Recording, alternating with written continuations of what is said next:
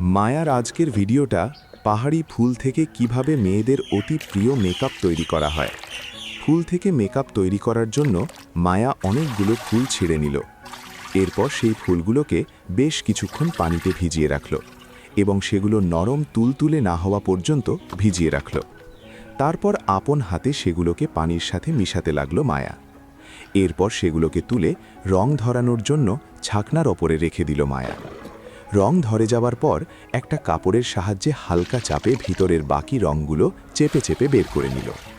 প্রাচীন পদ্ধতিতে একটি জাতার মধ্যে রেখে হাতল দিয়ে গুটিয়ে গুটিয়ে অবশিষ্ট অংশগুলোকে গুঁড়ো করে নিল এবং তার ভিতরে পানি দিয়ে আবার ধোয়া শুরু করল।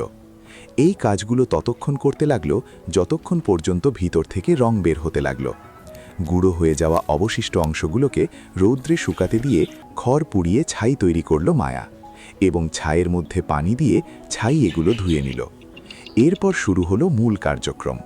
বিভিন্ন ধরনের প্রয়োজন মতো বিভিন্ন উপকরণের মধ্যে মিশিয়ে দিল মায়া। রং মেশানো পানিগুলোকে রোদে দিল মায়া, যেন গাঁতগুলো নিচে জমে যায়। গাঁতগুলো আলাদা করে নেওয়ার পর সেগুলোকে কাপড়ের মধ্যে করে গাছের সাথে ঝুলিয়ে শুকিয়ে নিল মায়া। শুকানো গাঁতগুলো আলাদা করে ছোট্ট একটি হাতলের সাহায্যে মিহি গুঁড়ো করে নিল মায়া। অবশেষে তৈরি হয়ে গেল মেয়েদের সবার প্রিয় প্রাকৃতিক মেকআপ।